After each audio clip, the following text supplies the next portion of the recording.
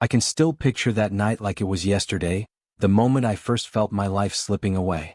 My wife, Emily, who I had been married to for 9 years, told me she had to stay late at work again. She had been using that excuse a lot lately, always claiming she was tied up at the office with some urgent task, a sudden meeting, or a project that couldn't wait until tomorrow. It all seemed plausible enough until one night when I noticed something odd. Her jacket carried a bold fragrance that definitely wasn't mine. I'll never forget her standing there by the back door, sidestepping my questions with a tired, half-hearted smile that didn't light up her face. I knew her too well, something wasn't right even if I couldn't pinpoint it. I told myself I was overreacting, but that persistent doubt kept me awake. Rest didn't come that night, and as the weeks passed, my suspicions only grew, clawing at me like an itch I couldn't reach. I tried to let it go, but eventually I couldn't ignore it any longer.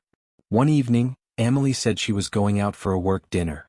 I had just settled the kids into bed and was lounging on the recliner, trying to lose myself in a show, but the tension in the house was palpable. Then my phone buzzed with a message from my friend Lucas. "Hey Daniel, you holding up okay? You've been pretty distant lately," it read. I exhaled deeply and decided to spill it. "I don't know, man. Something's off with Emily. She's always at work late or out with colleagues, and even when she's here, it's like she's somewhere else." "Have you talked to her about it?" he replied. "Yeah, I tried, but she just brushes it off, says I'm imagining things." Lucas's next text was cautious but direct. "I'm not saying anything's happening, but if your instincts are screaming, you owe it to yourself to look into it for your own sanity." I stared at that message for a while, his words echoing in my mind like a wake-up call. That was the nudge I needed. I had to uncover the truth. The next afternoon, Emily left her phone on the dining table while she stepped into the bath. My heart pounded as I picked it up, my hands clammy and unsteady. I knew I was crossing a boundary by digging, but the uncertainty was tearing me apart. As I scrolled, a notification caught my eye, a message from someone labeled T. My stomach lurched as I opened it. "Last evening was amazing. Can't wait to see you again," it said. It felt like the ground vanished beneath me. I set the phone down, my hands shaking as I tried to steady myself before she returned. How was I supposed to confront her? What could I say without falling apart? When she strolled in, I forced a grin and she brushed a kiss on my forehead, too distracted to notice how hollow it was. Then she grabbed her bag and left for work. The moment she was gone, I sat there, staring at the ceiling, my thoughts racing as I grappled with the betrayal staring me down. This wasn't a one-off, she was drifting towards someone else and I'd been too naive to see it.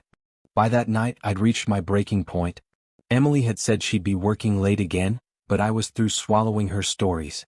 She mentioned stopping by the store before heading to the office, so I resolved to follow her. I dropped the kids off at my sister's house for the night, telling them I'd see them soon, then set out to get answers. I parked near her workplace in Hillside Plaza and waited, hidden in the dim light. Time stretched on and then I saw her, Emily stepping out of her sedan, boots tapping on the asphalt. She looked stunning, but there was a tension in her posture I hadn't noticed before. Hours ticked by and the knot in my gut tightened. Just when I thought I couldn't stand it anymore, I spotted Ethan, her colleague, walking into the building. My heart plummeted. This was it. I was stepping into something irreversible, but I needed the truth. I lingered until the office lights began to fade, then slipped inside quietly, moving down the corridor. My pulse thundered with every step. When I neared the meeting room, I peered through the window and saw Emily and Ethan sitting close, poring over a stack of documents. My stomach churned as I watched them burst into laughter, their chemistry far too familiar. Then suddenly they leaned in and before I could process it they were kissing, deeply without holding back. My mind reeled as I saw them start to tug at each other's clothes. I could barely breathe, my chest tightening with disbelief. It was like my entire world was collapsing right in front of me. "Emily," I shouted, bursting through the door. My voice bounced off the walls. "What is this?" She whirled around, her face draining of color. "Daniel, she faltered, but I cut her off, the pain spilling out. "What is this?" I roared, my heart shattering. "How could you do this to me, to our kids?" "It's not what it seems," she tried, but I wasn't buying it. "Not what it seems. Just sneaking around?" Fury surged through me. "You've been lying to me for weeks, acting like I wouldn't notice." Ethan stepped back, hands raised in a gesture of peace. Daniel, let's not do this here, he said, trying to de-escalate. Quiet. This is between me and her, I snapped. Emily's eyes welled up. Daniel, please, let's discuss this. Discuss? You think talking fixes this? I yelled, feeling cornered. You betrayed me, Emily. You betrayed our family. I didn't plan this, she sobbed, tears streaking her cheeks. I swear I felt alone and Ethan was there. Alone?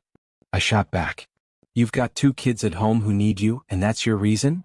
Anger and grief tangled inside me as everything I'd known slipped away. What about Sophie and Liam? They look up to you and this is what you offer them. I know, I'm sorry, she pleaded, her face crumpling. I'll do anything to fix this. But I couldn't bear it, I couldn't stay and listen. I turned and stormed out, each step stripping away a piece of me. I leapt into my car and sped off, tears clouding the street ahead. I was driving too fast, nearly losing control, veering to avoid a barrier. My mind was a wreck. How could she do this to me? How could she choose someone else over us? When I got home, the silence didn't soothe, it amplified everything. At least the kids were safe at my sister's for the night. My chest throbbed as I roamed the empty den, memories of happier times hitting me hard. I trudged to the bedroom, the burden of it all crushing me. I started tossing things into a duffel, some sweaters, a pair of slacks, not even sure where I was headed. As I packed, I spotted our marriage license framed on the shelf. My throat closed up, and before I could stop myself, I pulled it down and tore it apart. That ripped something in me too. My whole life felt like a lie and I couldn't keep up the facade. I finished packing and decided I needed to leave at least for a few nights. I found a lodge in nearby Riverton and called to book a spot. After hanging up, a chilling unease settled in. My life was unraveling and I was alone now. When Emily got home, she called my name, but the house stayed quiet. All she found were my bare shelves and the torn marriage license scattered on the rug. She panicked, racing through the rooms, her voice growing frantic. Daniel, where are you? She cried, fear taking hold. She grabbed her phone and dialed me, but it went to voicemail. Daniel, I'm so sorry. Please answer. I love you and I can make this right. Just come back, she begged, her voice breaking. But I wasn't ready to hear it. A few hours later, I called Lucas. I poured it all out, Emily's betrayal, what I'd witnessed. My chest ached as I asked if he could meet me for a coffee. We met at a cafe near the lodge and I unloaded everything, telling him I was set on divorce. Lucas listened quietly, then suggested a lawyer he knew. We hashed it out for a bit before I returned to the lodge, drained but determined. The next day, I strolled through a garden near the lodge, my hands trembling as the weight of my decision sank in. Every step felt heavy, the load too much to shake off. The weeks that followed blurred as I settled into the lodge. Every moment reminded me my life had changed. I sat there for hours, lost in thought, reflecting on my marriage, my kids, and what lay ahead. It struck me I couldn't keep living like this.